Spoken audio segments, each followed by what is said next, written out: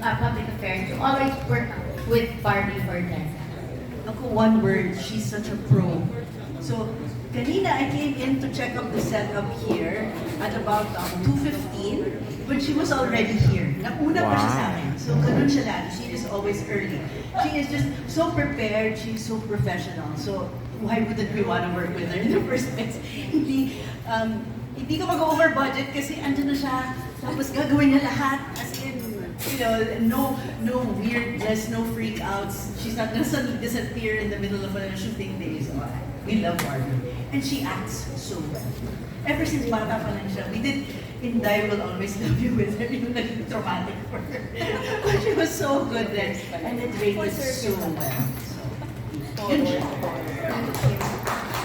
About Derek. People don't know he was with Public Affairs for 13 years. And he was an award-winning documentary producer. So ang dami niya New York Festival medals that he doesn't want to talk about. I just want to bring up. Parang siya yung unang nag-silver sa GMA News TV na docu. So ang galing niya, bata pa lang siya, maganda siya. And lastly, Attorney Annette, if Some pictures of like 2 years in a row, Firefly, and then Green Bones. In fact, last Sunday sa Edis, up winner ng Green Bones. So with these awards and box office performance, does this give you confidence na yung mga succeeding films like P77 will also be successful? Mahirap magsabi na confident na kami just because maganda yung performance ng mga movies ng GMA Pictures these last 2 years, especially sa Metro Manila Film Fest. Ayaw namin maging confident kasi ayaw namin maging overconfident at pabayaan na lang na we take everything that we do for granted, the feeling namin na maging successful. So, bawat movie na gagawin namin, we will still give our all. We will not feel or think na, ay, magiging success na agad. Kasi pinaghihirapan talaga ang success. At minsan, hindi lang sa binigay mo na lahat, naging successful. Minsan, meron rin yung a bit of luck and a bit of grace, di ba? Kung kailan nagiging matagumpay or hindi ang mga movies, lalo na sa theatrical. Pero ngayon nga, lumawak na rin yung mundo ng pelikula. Hindi lang sa cinemas siya napapanood.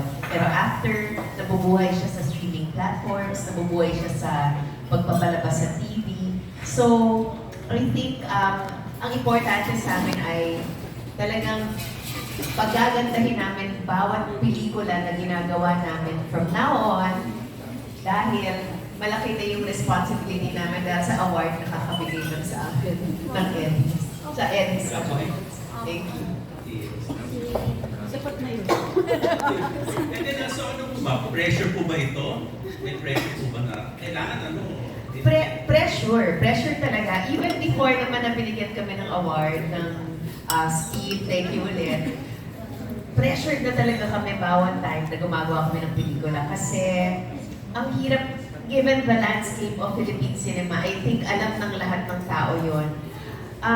Gusto natin lumaban yung mga pelikulang Pilipino talaga eh. Hindi lang para sa GMA Pictures, pero para sa buong industry. Gusto natin mabuhay yung buong industry. So, ang maganda dyan ay ngayon, nagkakaisa lahat ng movie producers, unlike dati na, laban tayo, sige, laban tayo sa Playdate, laban tayo. Pero ngayon hindi eh. Nagko-cooperate lahat kasi alam natin na iisa ang ating industriya and the success of one is the success of everyone.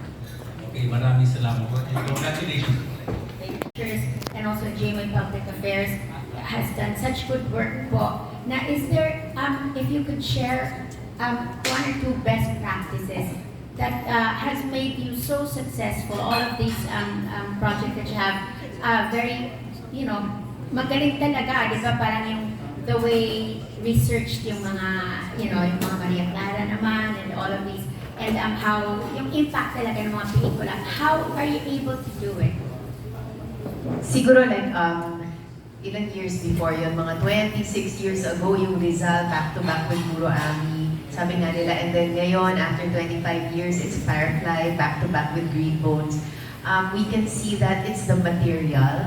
Nakikita natin na ang audience natin ay may hinahanap na material na hindi lang sila ma-entertain, pero meron silang makukuha, mapupulot, matututunan. So, we should respect our viewers and give them that. Ang viewers natin ay naghahanap ng something more than entertainment. And secondly, nasa timing din. Kasi lahat ng binanggit kong pelikula sa Metro Manila Film Fest, at yan, pag Film Fest, wala tayong kalaban na Hollywood. Yun yung isang obstacle that we face, di ba? That's why all the movie producers have been trying to get more support from our government na pinapakinggan naman nila tayo para matulungan talaga tayo, maprotektahan ang Philippine movie industry. Thank you. About this, yung pinapakita talaga namin, it's the difference in life between the rich and the poor, and how somebody who's very, very poor and really wants to make her family have a better life, she goes into this world na sobrang iba. Tapos makikita na nila, it's not all that she dreamt of. Pero it's really the disparity between the social classes. Yun yung pinanggagalingan. I know it's weird kasi hindi siya yung typical na horror, pero yun nga yung pinanggagalingan kasi namin as producer. Parang we want to show the reality of life here in the Philippines. That it's not, we're not just here to do fictional narratives, we're here to show what's really happening sa society. In relation doon sa sinabi kanina ni Direk, We were so amazed. Our PD is Erickson Navarro, ang brilliant niya. So, hindi siya malaking budget, no? But he was able to create this entire world from something na direct parang isa siyang simpleng lote na merong 2 levels lang. And then there was like this underground level. Now, if you go inside, it's just like a big building, warehouse. Pero nagawa niyang pagmukain totoong slums. Tapos dahil iba-iba yung level, very controlled yung nagawa niyang setup. Ang dumi-dumi niyang tingnan, pero hindi siya madumi pag nandun ka. Hindi siya maingay. Parang we were able to do so much because it was a controlled set. So parang first time namin sa GMA Public Affairs na mag-create from scratch. Kasi dati, nakagawian na namin na we go to the area itself para mas realistic. Pero dito, sobrang galing ni Erickson at nabuhay niya isang lugar. And because it was a controlled environment, we were able to shoot more, do more within a short span of time. Yun ang natutunan namin as producers. It's okay to do it that way as well. Kasi pag totoong community, ang gulo ng mga tao ang iingay nila.